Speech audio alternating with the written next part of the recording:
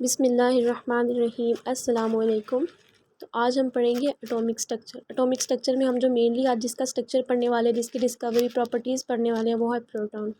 ना सिर्फ उसकी डिस्कवरी ऑफ प्रोटॉन्स और इसके अलावा जो है उसके अंदर जो रदरफोर्ड मॉडल की जो कंट्रीब्यूशन है उसको भी हम आज देखेंगे। So let me start now. सबसे पहले हम देखते हैं डिस्कवरी ऑफ प्रोटॉन, जिसका जो है वो दूसरा नाम किनाल रेज भी है। किनाल रेज के साथ साथ इसे जो है वो पॉजिटिव रेज भी कहा जाता है। इसकी डिस्कवरी किस तरह से हुई? 1886 के अंदर जर्मन फिजिस्ट गोल्डस्टेन था, उसने एक डिस्चार्ज ट्यूब ली। उसकी जो लेंथ थी ना, यहाँ से यहाँ तक आप कह सकते हैं 1 मीटर लॉन्ग थी।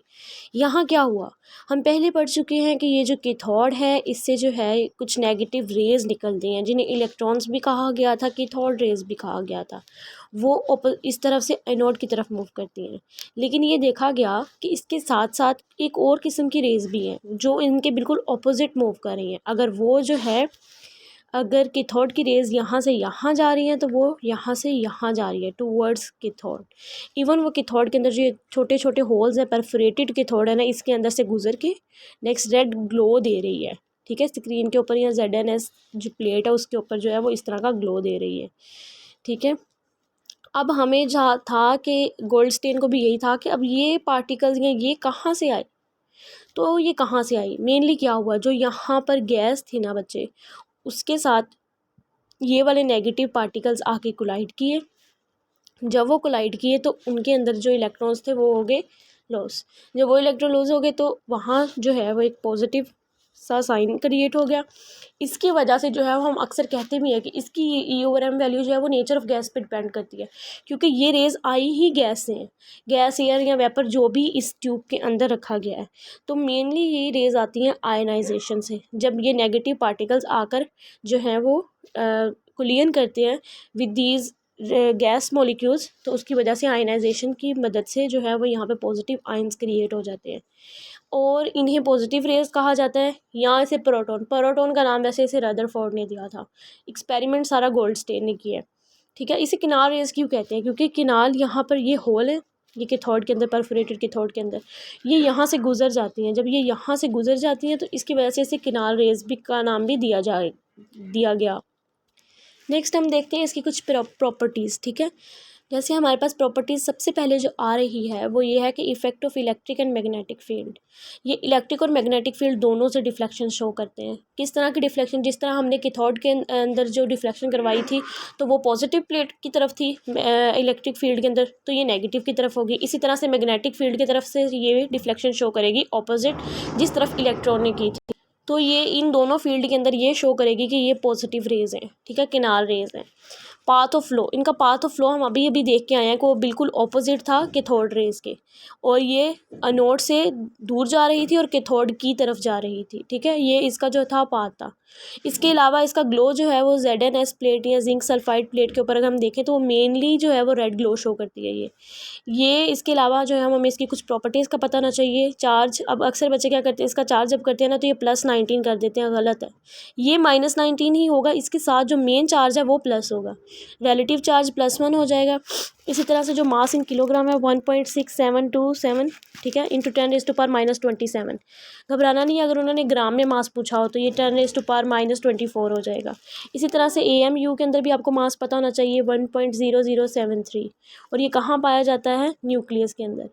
अब इसका जो मास है ना प्रोटॉन का, ये थोड़ा सा छोटा है एज़ कम्पेयर टू न्यूट्रॉन। लेकिन अगर हम इलेक्ट्रॉन के साथ इसका कंपेयर करें ना, जैसे हमने लास्ट वीडियो के अंदर कैथोड रेज की जब प्रॉपर्टीज़ पढ़ी तब हमने जो है वो जो मास पढ़ा था इलेक्ट्रॉन का 9.1 × 10⁻⁻31, अगर हम उससे कंपेयर करें तो ये उससे जो है प्रोटॉन का मास 1836 या 37 टाइम्स ग्रेटर है। ठीक है, लेकिन इसका जो मास है वो थोड़ा सा स्लाइट सा न्यूट्रॉन से कम है, तो इसलिए हम कह सकते हैं न्यूट्रॉन का मास इससे थोड़ा सा ज़्यादा है। ठीक है, इसके बाद हमारे पास आ जाती है E/M वैल्यू। हमें पता है इसकी E/M नेचर ऑफ गैस पे डिपेंड करती है, क्योंकि ये mainly he nature of gas की आयनाइजेशन से रही है। जितनी ज़्यादा एक हैवी होगी ना गैस, उतनी ही कम E/M वैल्यू होगी। देखें, आप खुद सोचें, ये है E/M, तो ये E/M की जो भी यहाँ पर वैल्यू को मैं V से लिख रही हूँ, जो भी वैल्यू आएगी वो इन्वर्सली प्रोपोर्शनल होगी मास के, डायरेक्टली प्रोपोर्शनल होगी इलेक्ट्रॉन के, ठीक है, चार्ज के। तो जितना ज़्यादा चार्ज होगा उतनी ज़्यादा वैल्यू, जितना जो है वो कम मास होगा उतनी ज़्यादा वैल्यू। अगर मास ज़्यादा होगा तो ई ओवर एम वैल्यू कम हो जाएगी। अब यहाँ पर हमारे पास सबसे कम मास किसका, हाइड्रोजन का, तो उसकी ई ओवर एम वैल्यू सबसे ज़्यादा होगी, ठीक है। लेकिन अगर हम कंपेयर करें E over M value proton की और इलेक्ट्रॉन की, तो हमें अभी अभी हम पढ़ के आए हैं पीछे कि प्रोटॉन का मास कितना है, 1836 टाइम्स ग्रेटर है। तो इसी तरह से इलेक्ट्रॉन का मास जो है वो 1836 टाइम लेसर है। तो वैल्यू ई ओवर एम की किसकी ज़्यादा होगी, जिसका मास कम है। तो 1836 या 37 टाइम्स जो है वो E over M of electron ज़्यादा होगी एज़ कम्पेयर टू प्रोटॉन। अब ये सारा एक्सपेरिमेंट करने के बाद गोल्डस्टेन ने क्या कंक्लूजन दिया, उसने कहा कि प्रोटॉन एक कॉमन कॉन्स्टिट्यूएंट है ऑल मैटर का, ठीक है। हर मैटर के अंदर प्रोटॉन होगा। अगर जब हमने जे थॉमसन का एक्सपेरिमेंट पढ़ा था उसने भी लास्ट पे कंक्लूजन दिया था। ये कंक्लूजन आप जो है वो लास्ट वीडियो में जाके देख लीजिएगा। नेक्स्ट हमारे पास आ जाता है नेम ऑफ हाइड्रोजन को एज अ प्रोटॉन का नाम किसने दिया। अब हम ये समझते हैं कि एक्सपेरिमेंट सारा गोल्डस्टेन साहब कर रहे हैं, वही नाम देंगे, लेकिन ऐसा नहीं है। ये जो थेरीज हैं, ये जो नाम है, ये एक्सपेरिमेंट्स हैं, ये चलते आते हैं, ठीक है। बहुत सारे साइंटिस्ट की कंट्रीब्यूशन होती है अंदर। तो यहाँ पर ये नाम जो है वो रदरफोर्ड ने दिया। अब हम रदरफोर्ड का मॉडल देखेंगे। अब अक्सर बच्चे ये समझते हैं कि प्रॉपर्टीज़ जो है वो यहीं तक ख़त्म हो जानी चाहिए, गलत बात।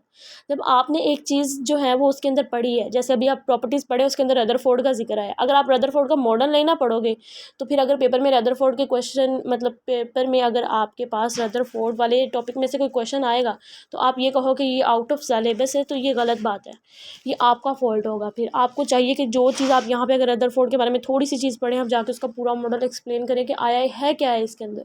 इससे आपका कॉन्सेप्ट बिल्ट होगा। जब आपके पास कुछ एक्स्ट्रा इन्फॉर्मेशन होगी तो आप जो है वो बाकी एमसीक्यू को जज करने में भी आपकी पावर जो है वो इंक्रीज़ हो जाएगी। तो अब हम रदरफोर्ड का मॉडल देखेंगे इसी की प्रॉपर्टीज़ के अंदर, ना सिर्फ उसका मॉडल बल्कि उसमें उसके डिफेक्ट्स भी पढ़ेंगे, ठीक है।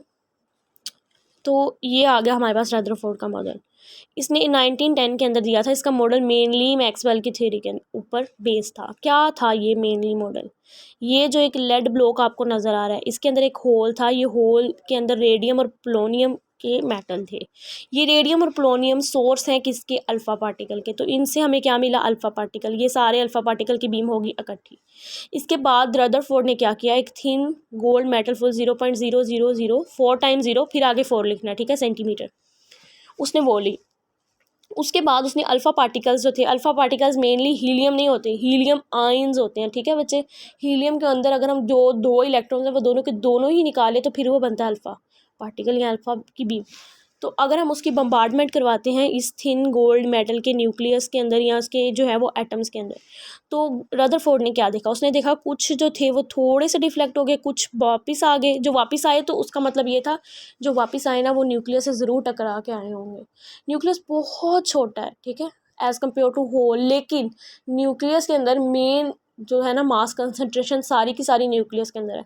अगर हम अपनी फिजिक्स की बुक के अंदर पढ़ें तो वो कहता है कि 99.9% जो मास है ना एक एटम का वो सारा न्यूक्लियस के अंदर है। इसीलिए हम जब मास देखते हैं ना तो हम देखते हैं नंबर ऑफ़ न्यूट्रॉन और नंबर ऑफ़ प्रोटॉन का सम लेते हैं। हमने कभी इलेक्ट्रॉन का सम वहाँ पे नहीं लिया। क्यों? क्योंकि इलेक्ट्रॉन सिर्फ जो है वो मूव कर रहे हैं आउटसाइड द मतलब न्यूक्लियस, इसीलिए उसका मास से कोई लिंक नहीं है। तो कुछ डिफ्लेक्शन जो है वो इस तरह ऊपर को चली गई, कुछ जो थोड़े से टकराए, कुछ ज़्यादा टकराए तो वो लार्ज डिफ्लेक्शन उन्होंने शो की इस ZnS प्लेट के ऊपर। इस ZnS प्लेट के ऊपर जो है ये रेड ग्लो देंगे, ठीक है। और कुछ जो थे वो टर्न बैक चलेंगे बिल्कुल ही, क्योंकि वो बिल्कुल न्यूक्लियस से जाके टकराए। इसके बाद जो रदरफोर्ड ने ये एक्सपेरिमेंट किया उसके बाद उसने क्या सोचा, उसके बाद उसने ये सोचा कि एटम ऑन द होल, उसने ये क्या बात डिक्लेयर की कि वो न्यूट्रल है। लेकिन उसने कहा कोई चीज़ अंदर है जो सॉलिड है और वो जो है उसकी वजह से टर्न बैक हो रही हैं ज़्यादा चीज़ें। फिर उसने एक पूरा इस तरह का एक स्ट्रक्चर दिया प्लेनेटरी यानी सोलर सिस्टम जैसा, जिसमें जो है वो प्रोटॉन अंदर थे और electrons just like planets move कर रहे थे, ठीक है। एक्स्ट्रा न्यूक्लियर पोर्शन जो है वो प्लैनेट्स का इलेक्ट्रॉन को उसने कहा। उसने ये भी ऑब्जर्व किया कि जो इलेक्ट्रॉन के ऊपर अंदर की तरफ से एक फ़ोर्स लग रही है वो फ़ोर्स बराबर है जो उसकी अपनी जो है वो एक इलेक्ट्रिक फ़ोर्स है, इलेक्ट्रोस्टैटिक फ़ोर्स है उसके, mv²/r = QE, ठीक है। यानी कि वो इलेक्ट्रिक फ़ोर्स और यहाँ पे सेंटीमीटर फोर्स ये बराबर है, उसने ये भी देखा। ये सब देखने के बाद उसने मॉडल दे दिया, ठीक है, बात चली गई। उसके बाद उसने कुछ काफ़ी ज़्यादा जो है वो पोस्टुलेट्स भी दिए, लेकिन उसके पोस्टुलेट्स के अंदर कुछ के अंदर डिफेक्ट आ गया। अब वो डिफेक्ट वाले पोस्टुलेट भी जो है वो आप एक नज़र मार लें, ठीक है। Based on law of motion and gravitation applicable to neutral body. इसने कहा था कि सिर्फ और सिर्फ ये जो मैंने दिया है या जो भी इसने मॉडल दिया है, उसने कहा ये सिर्फ और सिर्फ न्यूट्रल बॉडीज़ के लिए था। लेकिन अगर हम इलेक्ट्रॉन और प्रोटॉन या पॉजिटिव आयंस की बात करें तो उसके ऊपर ये सारे इसके पोस्टुलेट्स फॉलो नहीं हो रहे थे, एप्लीकेबल नहीं हो रहे थे। इसके अलावा इसने जो क्लासिक थेरी है, मैक्सवेल की थेरी ली थी, उसने ये कहा था कि ये देखें, एक स्ट्रक्चर आपको नज़र आ रहा होगा, उसने ये कहा था, ये देखें, अब ये वो कह रहा है कि इलेक्ट्रॉन जो है वो ऐसे मूव कर रहा है। कैसे मूव कर रहा है? इलेक्ट्रॉन उसके मुताबिक ऐसे ऐसे ऐसे मूव करता हुआ बिल्कुल न्यूक्लियस में जा गिरेगा और न्यूक्लियस कोलैप्स हो जाएगा। ठीक है, ये इसकी थ्योरी का जो था वो एक पास्टुलेट था कि इस तरह से हो रही है रिवेलिंग। जब वो इस तरह से मूव कर रहा है तो यहाँ से वो एनर्जी भी एमिट कर रहा है। ठीक है, ये उसने कहा था। तो अगर वो इस तरह से एनर्जी एमिट करता करता जाके न्यूक्लियस में गिर जाए तो फिर तो स्ट्रक्चर ही लॉस हो गया। ठीक है, अब ये ग्राउंड स्टेट के अंदर इस तरह से एनर्जी नहीं कर सकता रेडिएट। तो ये इसका जो है ये वाला गलत हो गया था, ये वाला पॉइंट जो है इसका यहाँ पर इसे गलत कर दिया गया था, यानी कहा गया था कि ये एक ठीक पॉइंट नहीं है। इसके अलावा जो है इसने ये कहा था कि जो इलेक्ट्रॉन्स हैं ना, वो एनर्जी यहाँ पर, एक तो उसने अभी बात कर दी है। ठीक है, अभी उसने क्या बात की है, उसने कहा है कि ये कंटिन्यूसली एनर्जी जो है वो इमिट कर ही जा रहा है। जब वो यहाँ आएगा, यहाँ तो यहाँ वो एनर्जी इमिट कर ही जाएगा जब जब जैसे जैसे वो मूव करता हुआ आएगा। ये बात तो ठीक है, उसने कर दी। लेकिन इसके जब ये एनर्जी इमिट करेगा तो इसका स्पेक्ट्रम किस तरह का आएगा, ठीक है, वो देख लेते हैं। तो इसका स्पेक्ट्रम भी इस तरह से कंटिन्यूस आना चाहिए था, लेकिन इसका spectrum in response to this इस तरह से कुछ लाइन स्पेक्ट्रम सा इसका आया। ठीक है, और मेनली एटम का जो है वो होता भी लाइन स्पेक्ट्रम ही है। तो इसका ये वाला डिफेक्ट भी होगा कि अगर एनर्जी इस तरह से इमिट करे तो how can it give the continue line spectrum, फिर तो उसे कंटिन्यूस स्पेक्ट्रम देना चाहिए। अब ये स्पेक्ट्रम वाली भी जो है वो हम नेक्स्ट वीडियो के अंदर देखेंगे कि आया कितने स्पेक्ट्रम है, उन्हें किस तरह से जो है वो क्लासीफाई किया गया, उनके अमीन क्या एब्जॉर्प्शन क्या है। ठीक है, तो आप स्टेप बाय स्टेप जो है वो सारी वीडियोस देखिएगा और वीडियो जो है वो पूरी एंड तक देखिएगा। और नेक्स्ट एंड पे मैं यही कहना चाहूँगी कि लाइक कर दें, कमेंट कर दें और बस यही सब कुछ। उम्मीद है आपको समझ आ गई होगी। अभी भी हमने ये सारा कुछ पढ़ा है, लेकिन अगर भी आपको कोई पॉइंट समझ ना आए तो आप मुझसे पूछ सकते हैं। और सबसे मेन बात, मुझे अपनी दुआ में याद रखिएगा। अल्लाह हाफिज़।